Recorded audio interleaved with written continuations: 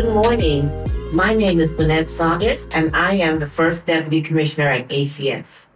I want to take this time to welcome you in joining us to learn more about maternal mental health awareness. So we are here today to talk about perinatal mood and anxiety disorders. Earlier last month, what I learned is that 1 in 5 women experience some form of PMADs during pregnancy or postpartum.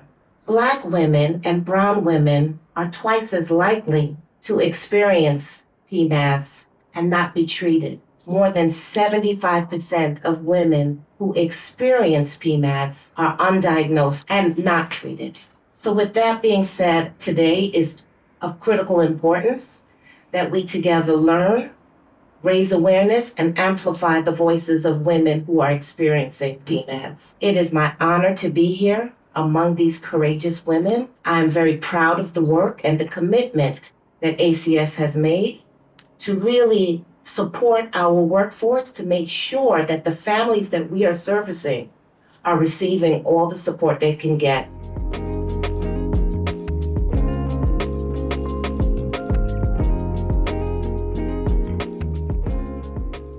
PMADs are the #1 complication associated with childbirth, and they are the leading cause of maternal death in the city, in the state, and in this country. And it has been a true honor to work with ACS to strive to improve those outcomes. Maternal mental health conditions do not discriminate. They can happen to anyone. And we're joined today by some very, very brave women that are here to share their stories with us. Because the lived experience helps us to defeat the shame and stigma that surrounds maternal mental health conditions. It makes it a little bit easier and a little bit safer for other women and birthing people to come forward that are struggling. And it's by sharing our stories and raising our voices that we can really make a difference and pave the way for change. So what we have in front of us is a really spectacular panel of very strong women that are allowing themselves to be vulnerable with us here today.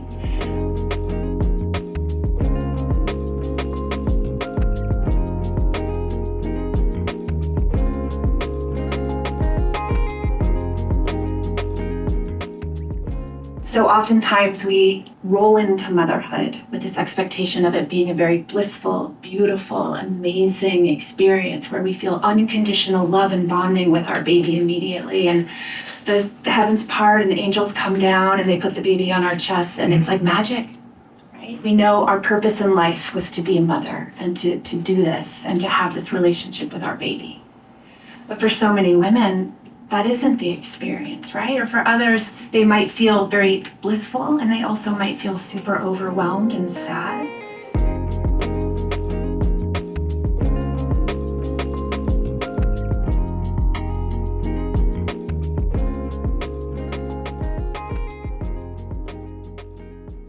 I think for me it was a little different. I don't know if I had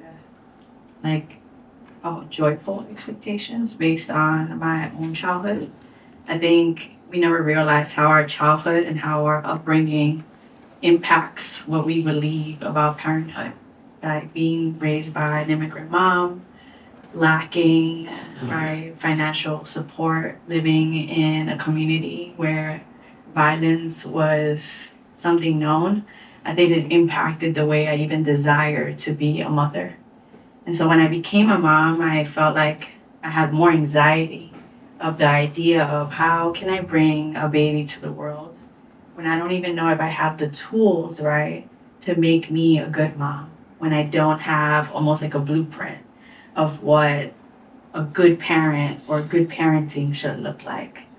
And so I think that impacted the way I thought about motherhood. I think I came into it just more afraid than actually being happy. Thank you for sharing that. Nobody gives us a manual for motherhood. There is no blueprint. We have to figure it out on our own. And for those of us who don't have role models that pave the way for us, we really are learning how to do it for the first time. How about others?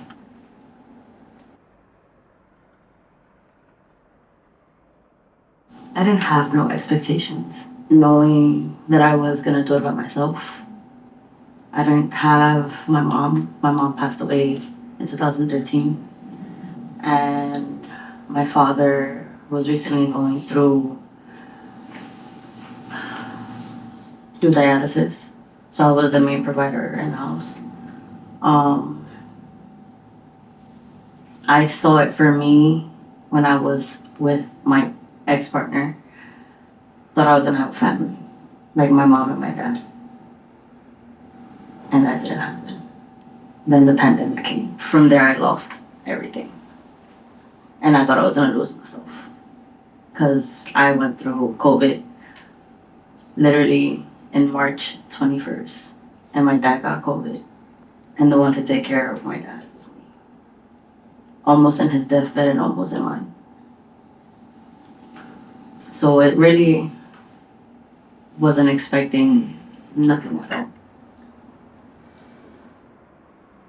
You entered motherhood with, I would imagine, a lot of grief and sorrow, in the possibility of losing loved ones and having lost loved ones, and then with the pandemic on top of it.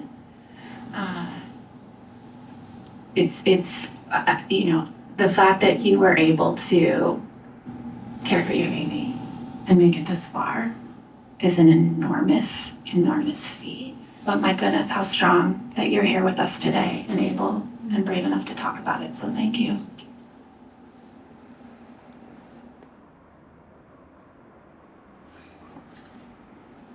En realidad fue cuando me enteré que iba a ser mamá, fue muy difícil.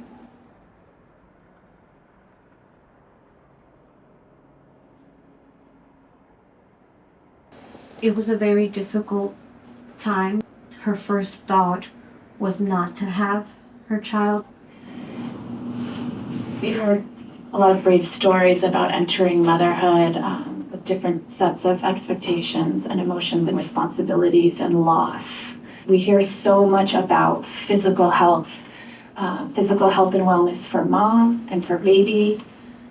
There's so much attention and focus on a pregnant person. It always breaks my heart a little bit to say this, but it's like the pregnant princess and the postpartum pauper. Or the baby is the candy and the mom is the candy wrapper. And then once the baby's born, the candy wrapper's gone and all we're looking at is the candy. And oftentimes nobody asks us how we're doing, how we're feeling. Are we okay?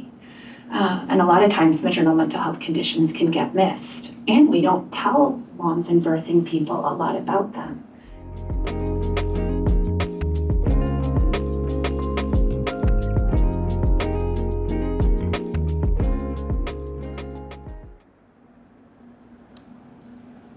I guess it's a little bit unique for me because I am a psychologist and a child and adolescent psychologist dad, and I very well knew that postpartum depression and anxiety happens to people. So I was aware of it, but when it happened to me, it was very difficult to comprehend what was going on and to figure out what to do about it. And in part, it was because another provider, my child's pediatrician, at a screening recognized that I was struggling. She took the time to connect me to appropriate mental health care that had supported me. I think I probably had more knowledge than other mothers do. Yeah, I think for me, when I was in college, I had developed like an anxiety disorder. And I never realized how most people that already have a mental health disorder or are struggling are a lot more receptive to get, a PMAD. I also never realized that there was something called postpartum anxiety or postpartum depression. I assumed I have anxiety, but it's not going to happen when I become a mom. And so I don't think that the first year of motherhood, I knew what to call it. I would say I was anxious, I would say I was sad, but I didn't really know there was a term for it until I look back, right, and I was in therapy and I was kind of like talking about my anxiety, that my therapist was like, yeah, that sounds a lot like postpartum depression, right? Like, and I'm like, oh, I didn't know that. I thought I was just unhappy. I thought I was being a bad mom. Like, I didn't want to be a mom. I didn't know how to transition into motherhood. I thought that maybe I was being selfish, that I wanted my old life and I didn't know what to do with this new life, right? And so I think a lot of us, no one really talks to us, right? Like, we go to our OB appointment and they talk to us about our baby, but they're not specific questions about us, right? They're kind of questions around your body, around your baby, and they educate you on your body, but they don't educate you on about your mind. And when we think about like transitions in life, I don't think a lot of us realize how much transitions in life impact us, whether they're good or bad, right? Like, bringing someone into the world and becoming a new role is a transition that I think people just kind of expect, like, you'll be fine, like, you're already living, like, what's another kid, right? But I think we all transition in life so differently. And I think oftentimes just even a simple question of, man, like, how are you transitioning into this role? Like, are you excited? What are you expecting? Is there some fears that you have? And I think your OB is the first person that you see most of the time. And oftentimes, your OB doesn't really know what questions to ask. Or if you have a caseworker, it's very about the kids, but they don't really know how to ask you, right? And so I think that was very much like my experience with that. So much guilt and shame many new mothers and birthing people feel for not feeling better, right? I'm failing at this. I'm not doing it right. Everybody else is doing it better than me. I should. I'm supposed to. It's like a constant loop in our mind. And also a lot of secrecy, right? Because of the shame. I don't want to tell anybody how I'm feeling. I don't want anyone to know. What will people think of me? I'll be judged. And so holding a lot of that inside and sometimes not telling anybody and not being asked. And I just want to mention also the identity shift. The identity shift that nobody tells us about, right? There's actually a term for it. It's called matrescence.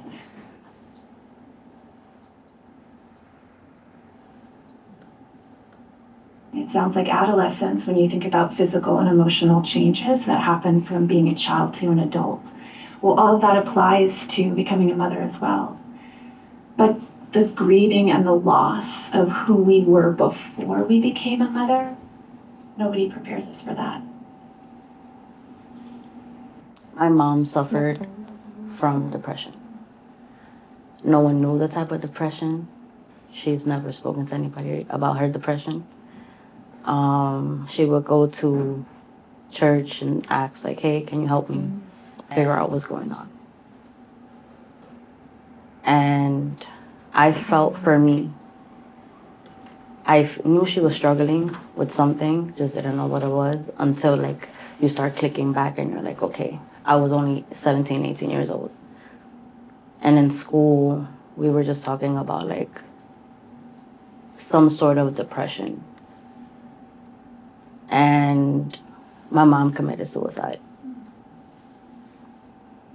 That's right there is when I started going down the line of what could have been and why, like what it was. Like I looked into it and I felt like that's what it was.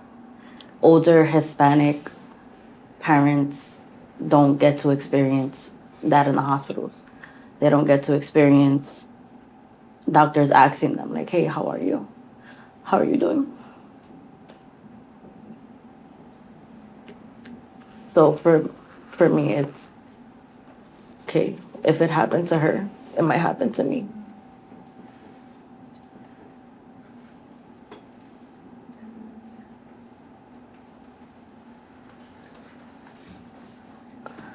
I mean, I just say that I'm just grateful to know that I had to take those necessary steps to ask. But for her, she didn't get to. I'm so sorry for your loss. And the strength that you had and awareness to recognize my mom had struggled, she suffered. And that's something that might happen to me. And I need to ask for help, not only for myself, but for my baby. It takes so much courage. And if only we looked at perinatal health as a whole, right? That we looked at both the physical aspects of pregnancy and the postpartum period, but also the mental health aspects. And it would go without question, right? Because we're whole people. Mm-hmm. And so we would be educated in the very beginning. Do you have a history of mental health in your family? Have you ever experienced any type of mental health condition, right? That puts you at a greater risk of developing a PMAD. So we're gonna get you some preventative treatment now so that we can keep an eye on you and create a safety net so that you don't fall. You are in a very unique position because you recognized this is something that happened to my mother, it might happen to me, I need to keep an eye out for this. So not everybody has that awareness, right? What a testament to you in taking care of yourself and your baby.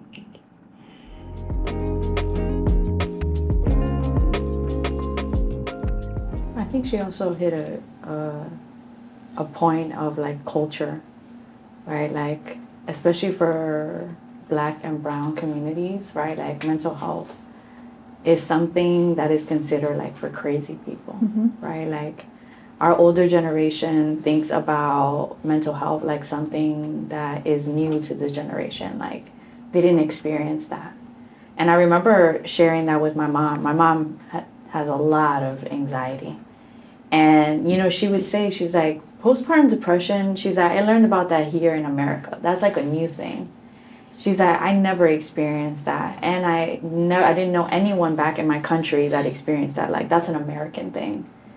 And even like having to educate her and talk to her about that, where I'm like, yeah, like, I mean, a lot of people in our culture are already surviving. And so when you're surviving, you don't really know the difference between being healthy or not, right? You just know I have to continue to go.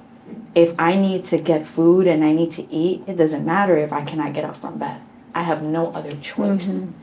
And obviously now in this generation, right, I think social media plays a huge role, right?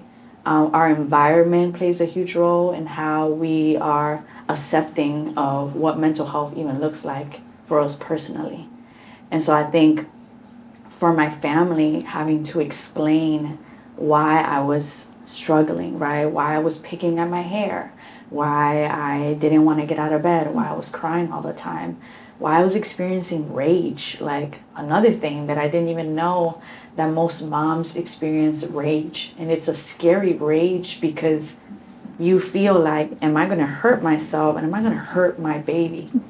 But it's almost because no one is talking about it, but you feel like this cloud, like almost like hovering over your head.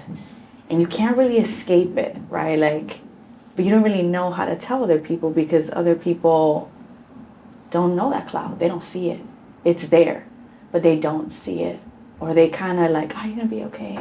You know, maybe you're having a bad day. You know, like tomorrow's going to be better.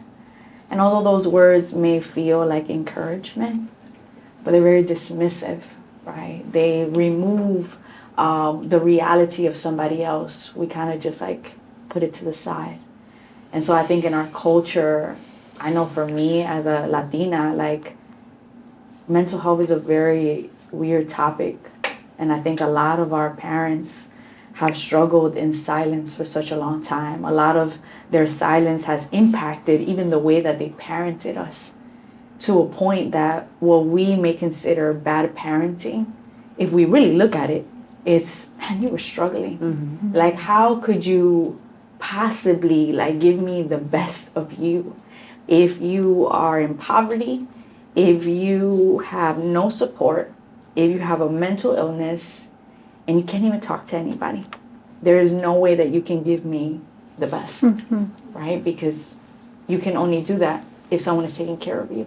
And if you have no one to do that, then you can't take care of me, you know?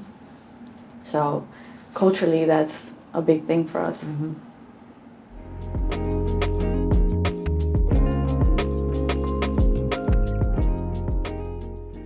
And just for the sake of just clarifying, we all hear a lot about postpartum depression. That's kind of the catch-all.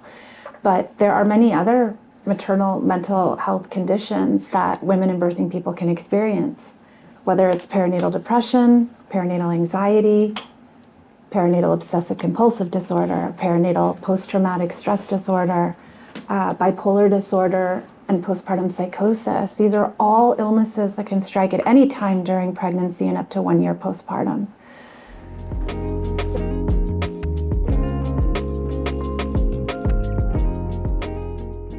I would say 2 days after, I was in bed and I had a C-section. Something had clicked into me and in my body, and something felt weird. And I kept looking at my son and I'm like, why don't I feel that connection right now? Something, like, it completely vanished. Like, I had it one day, the next day it was like, bye. And I'm like, okay, this is weird, but I'm gonna keep pushing through. We get home, and that's when everything starts to dawn and go down. Sadness, you're crying, maybe you say you feel rage. You expect people to help you and nobody's helping you. I just knew that I was going through something, and I just didn't know how to pinpoint it until I asked everyone, people from church, my sister, my dad's wife. I'm like, have you experienced this? Did you go through this? Something's not right. I'm still crying. Why am I still crying? You go on Google. Google tells you the worst. The one that really caught me was my son was already a month and a half old. And I was still experienced. When you have baby blues is very, like, okay, like, I'm going to cry, be sad. Your hormones are still, like, going down. It was like it wasn't suicidal, it wasn't none of that. But it felt like the devil and somebody else was telling me to do something and getting at me. And I'm like, no, you're not. Mm-mm. And then I call my doctor and I'm like, something's going on. I go in and she's like, yeah, it's really bad. I'm like, okay. Let's see how we can go through it. Because I'm not going to stop fighting. I don't want to be sad. I want to be present for my child. I want to experience him being small. It was so bad that I had to take videos and pictures to enjoy those moments. So then after I was out of that, I would say, wow, like, I'm going to enjoy it when I'm seeing it, but I can't enjoy it right now. Maybe when I look back, I'll be happy and see all the good moments. When we think about these illnesses, We think about postpartum depression, let's say, for example, and we think, perhaps a support group or having someone to talk to, might be an intervention that will help someone feel better. And in some cases it does. But PMADs have a whole spectrum of acuity, right? We can have mild PMADs, moderate, and severe. And each different type on that continuum requires a different set of interventions to help somebody feel better. And unfortunately, there's a lot of shame and stigma around interventions as well, right? Whether it's a support group or seeing a counselor or taking medication or going to a more intensive therapeutic center or hospitalization. These are all treatment interventions on the spectrum of treating a maternal mental health condition. And the good news is that all of these interventions can work, right? With the right help, people can feel better. But again, with that shame and stigma, it can make it really hard for people to even want to consider taking medication, even for a short period of time, to treat their illness.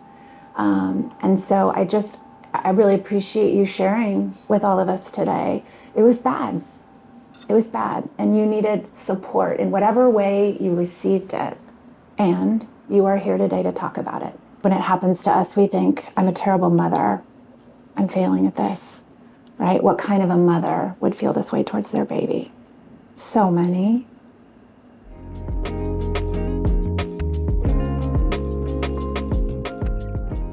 I want to ask you all about screening.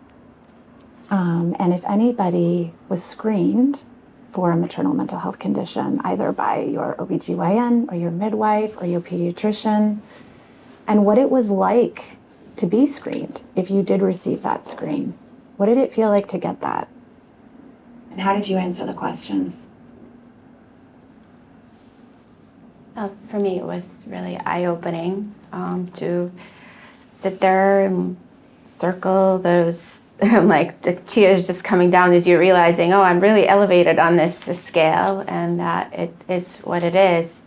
But also was a lot of relief to be able to share with somebody what I was going through, and then to have a supportive person sit down. And actually, the pediatrician, she was so kind. She shared her own experience and said, okay, I'm going to help you figure this out. You know, here's the people that we work with.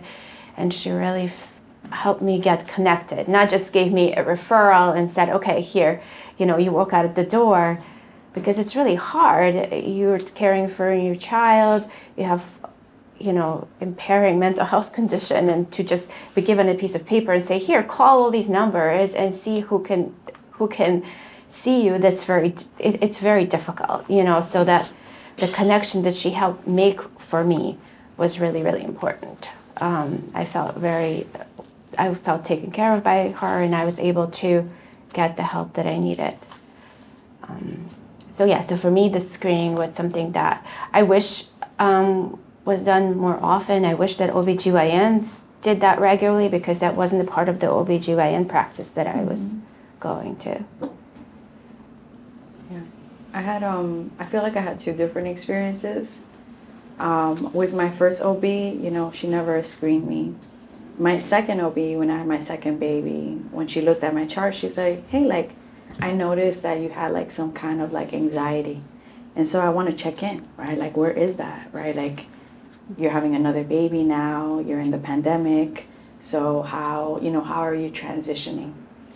And so I felt like she didn't necessarily screen me like with a piece of paper, but more like she looked at my chart, she knew my history. So it kind of made her aware to like ask more questions. When I had my third baby, I was experiencing just like a lot of financial loss. And so I was on Medicaid. And I realized that when I was on Medicaid, I was asked so many questions. The screenings were like on mental health, on like domestic violence, on whether I needed more financial support. And so it was an interesting like experience, because I went from having private insurance and being seen at a private clinic to having to now be seen at a public clinic.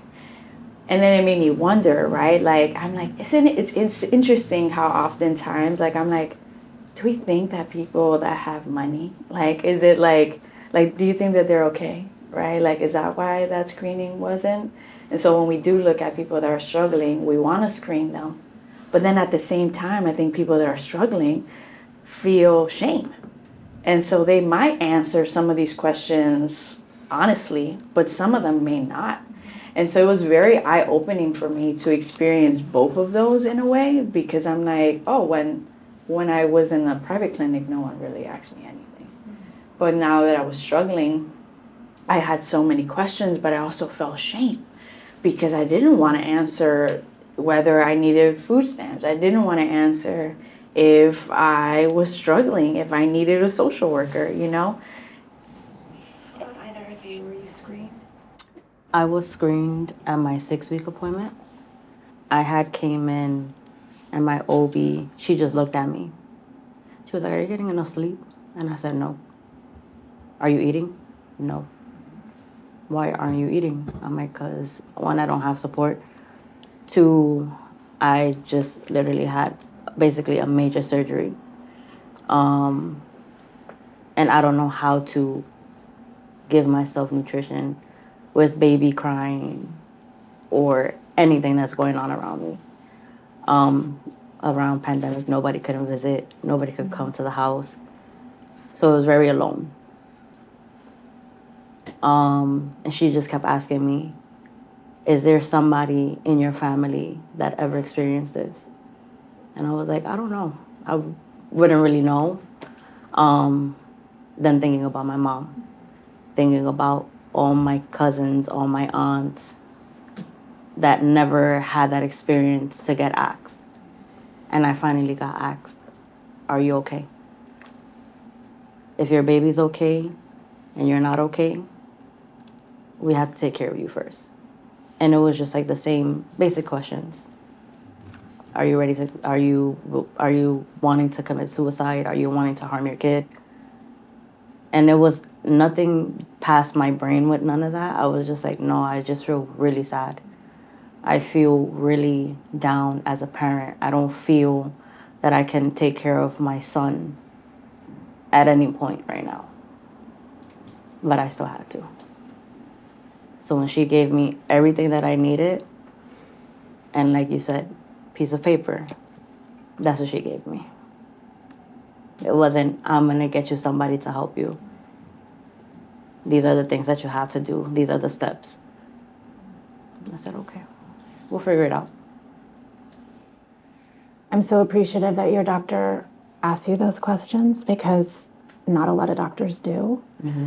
And I think you both illustrate where new mothers fall through the cracks, Mm-hmm. right? Is where are the resources? Where are the referrals? And how am I, a new mom who is drowning in an ocean, paddling as hard as I can just to keep my head above water and breathe? How can I be expected to pick up the phone and start calling around to see who accepts my insurance, learn that every place that might even claim to treat perinatal mood and anxiety disorders has an 8 to 10 month wait list, right? I can't do that for myself. I'm just trying to breathe right now.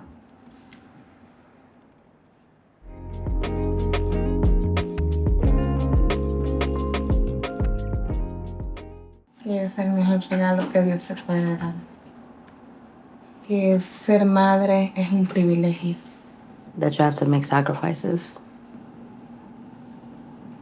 I remember so many things that people told me, even those who've had PMADs and, were my peers and have had babies. And I listened and I tried to take it all in and learn from it. But until you go through it, you cannot know what it's like. And that is something that, and then also there's a lot of pressure that I was putting on myself to do things a certain way. I spent so much time reading books about how to be a good mom and how you have to breastfeed and how, there's a lot of hows, sleep train, not sleep train. So I had a really perfect plan in my head for how I thought a mom should be, and I was going to be that mom.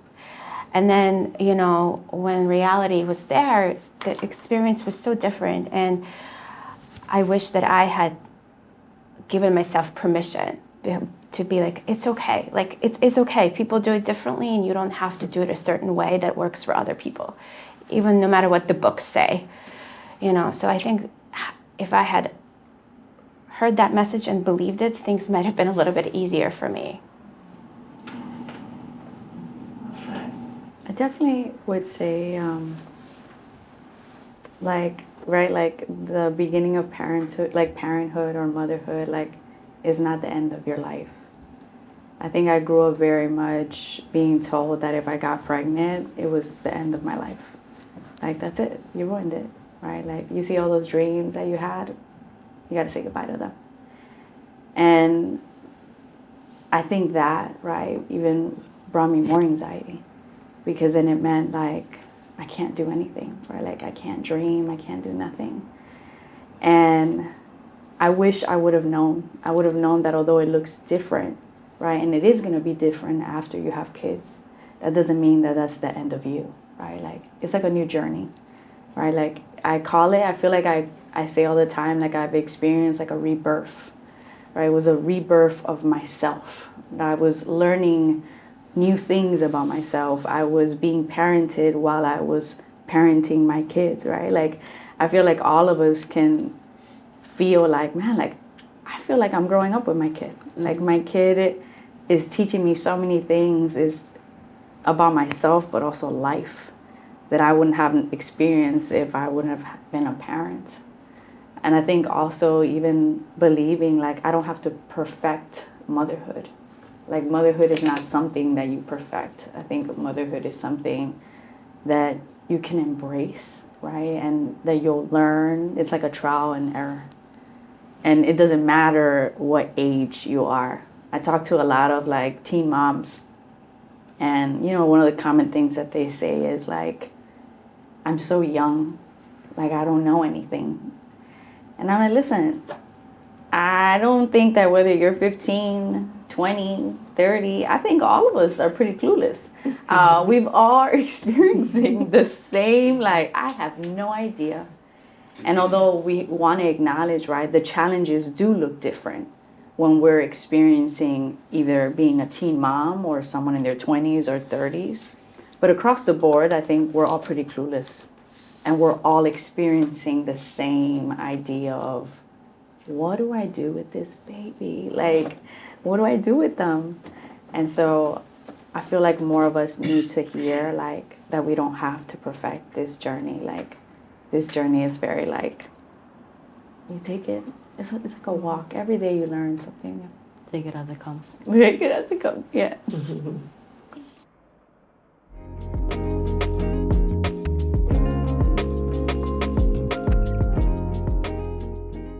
Don't be scared. Don't worry about what others have to say. Push through how you would pull through before you got pregnant. If you, as the train says, if you see something, say something. If you feel something, say something. Don't stop it. Whatever you feel in your head, in your brain, your heart, body, any symptoms, don't skip it. Porque Jehová tu Dios estará contigo donde quiera que vayas. Siempre ponlo a Dios sobre todas las cosas, porque Él es el que nos guía, Él es el que nos da la fuerza, la fortaleza para seguir en adelante. Y que nosotros somos unas guerreras. I guess that it's a very lonely place to be going through something like that, but you're not alone, and there are lots of others who have similar experiences. So to know that and to ask for help, to keep asking until you get what you need for yourself and for your family. Like asking for help doesn't disqualify you from being a mom, right? Like A good mom. a good mom at that. Like, I think that was one of the things that I felt like in order for me to qualify for this role, like I needed to be good at it, right? And I couldn't be struggling. Like I needed to have a good job. I needed to be healthy. I needed to do all these things. I needed to provide. And if I was missing one of them, then I wasn't qualified, right, for the role. And I think a lot of us that are struggling with like sadness and like grief and like anxiety, I think we feel like what our brain is saying automatically disqualifies us from being good mothers. And so we don't share because we don't want other people to look at us as bad moms, you know. We don't want people to, right, like to say like, you know, maybe they need another parent, right? Or, you know, maybe you need to get better for yourself and like your child needs to be parented by somebody else. And I think more moms need to hear like they're qualified for the role, like by just simply being a mother, right? Like, and if they have the tools, right, like they need, if they're given those tools, it just makes their journey even better. doesn't make it less. It just adds more value to what they already have in that role. So, I would like to say the strength and power and wisdom and humility and vulnerability in this room is profound, and that your stories represent hundreds of thousands of millions of other new and expecting mothers and birthing people in the US, across the globe. You sharing your lived experience really creates room and gives other women permission to have these feelings too. And no, I am still a good mother, despite how I'm feeling. These emotions that I'm having do not mean that I'm not a good mother. It means I'm struggling and I need help. And you sharing your stories here today is going to do exactly that. Give other people who watch this the permission to ask for help.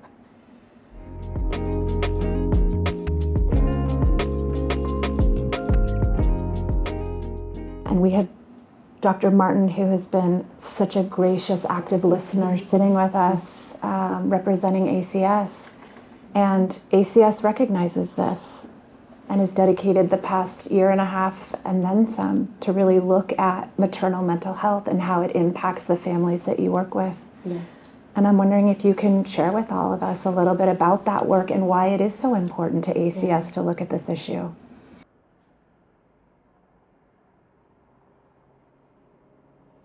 Well, first of all, I want to say thank you to all of you. Thank you for your bravery and, as Paige said, your vulnerability. We knew it was important to have this conversation. We knew it was important to focus on this issue that no one was talking about. Myself, as a leader within ACS, really began to understand how important it was for us to not only focus on the safety and well-being of the child, which is, right, that's our mission, ensuring that the children that we come in contact with or that come in contact with our system is safe. But we had a gap. We didn't realize how important it was for us to also focus on the well-being, not only the health, but also the mental health of mothers. So this is so important for us. In prevention services, we were serving over 20,000 households a year, and we weren't asking the questions that so many of you desire to be asked. We had huge reach, if you would, into communities, into the lives of mothers. And so it's important for us to hear your narrative, to hear your story. And one of the things that I realize is that no one mother is the same. That experience is not going to be the same. And so it's important for us to recognize that every single household that we come in contact with, every single mother, we must stop and we must ask those vital questions that someone else may not have asked. We're educating ourselves as well. We're educating not only the ACS staff that knocks on the door, probably, reach or knocking on that door at one of the worst times of a mother's life, right? Maybe someone called a report in. Maybe, a teacher said, I think this mom needs help. Someone notified us, or maybe even the parent walked into one of our prevention services agencies in community, desperate for help. And we want our provider agencies to also know that these are questions. This is a human being that stands before you, and that human being desires to be the best mom that they could be, no matter what life circumstances are. Perhaps they're going through an issue. Perhaps they're struggling with substance use disorder. Perhaps they're living in an intimate partner violence relationship or situation, and so we must honor them who we come in contact with by educating and just building up our knowledge about what could be, but not to make the error of thinking that this mom who is standing before me now is the same as the mom who stood before me yesterday, but that we deserve to ask them the questions and to listen to their narrative and their story, right? We have a huge, as you know, ACS has a huge reach, within communities. We often hear it. And as all of you said, mothers are not necessarily going to be open. They're not going to be trusting of us when we show up at the door. So it's important for us to recognize that and ask the right questions. And a colleague of mine at DOE said, help must be helpful. And I always remember that if we truly are there to help, then we deserve to hear the narratives. And I hope that, we can continue the dialogue. I don't think today is the only one, but it's really super important. And as you heard from, these very brave women, how important that is. Thank you so much, Dr. Martin.